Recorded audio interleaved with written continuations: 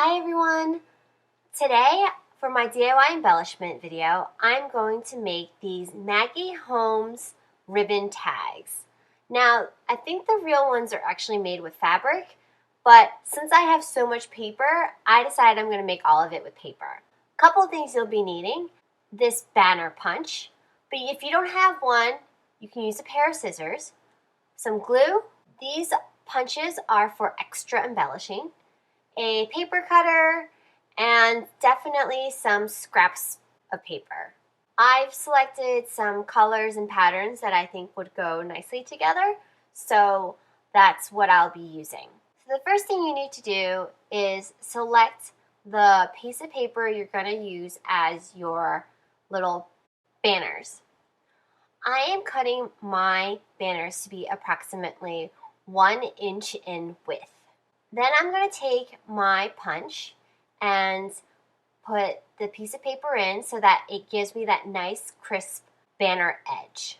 You may or may not be able to see, but the width of my sheet of paper is not the same width as the actual punch. So it ends up being a little bit smaller and thinner than if I just punched it straight from a piece of paper. Now for the top portion of the tag, I'm cutting a piece of paper that is 1 1/4 wide and 1 1/2 inches long. I am folding it in half. I'm adding adhesive to the sides, and I am adding the little banners to them. For the Maggie Holmes tags, they're the same patterns for the little banners at the bottom. They're just a little bit slanted so that you can see that they're overlapping. Then I folded over the top portion of it, and then that completes the tag. I took my heart punch to punch out a heart and added that to the top portion of the tag to embellish it a little more. Instead of adding a heart, you can also take a stamp and stamp a sentiment on the upper portion of the tag, just like how it is in the Maggie Holmes ribbon tags. When you're making embellishments, you always want to find sheets of paper that go well together. So my recommendation is to pull pattern papers from the same collection. I'm using the Love You collection by American Crafts. I love the colors, and it's really pretty, and they go well together. So it keeps it very easy.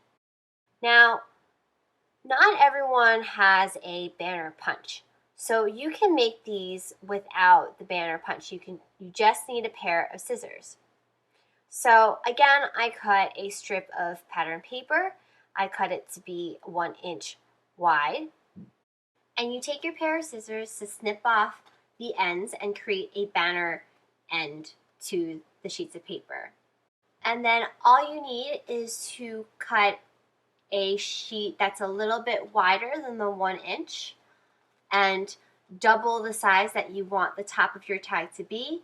And all you have to do is fold that over, and you can just attach the banners to the top portion of the tag. I wanted to do something a little bit different for this one, so I went and grabbed one of my border punches, and instead of just having the straight edge, I punched a special border to the top portion of this tag. I picked the scallop one for this specific tag. Now I'm adding my banners, and I'm slanting them slightly so that when you layer them, you can see that there are 2 banners, and I'm adding just a little more adhesive to the top portion of the tag and folding it over, and now you have a pretty scalloped border edge for the upper portion of the tag. I definitely recommend trying this with other types of borders as well. You can use zigzags or doilies, and it would still look really, really nice. You don't even necessarily need to have a border punch. If you have those fancy scissors where they have the decorative edges, you can use those as well. But I loved how these turned out because they were a little different than just the plain straight. And that's my method for making these Maggie Holmes ribbon tags. I hope you enjoyed this video. If you did, please give me a thumbs up, If you have any comments or questions, please leave them below. And I hope you have a crafty day.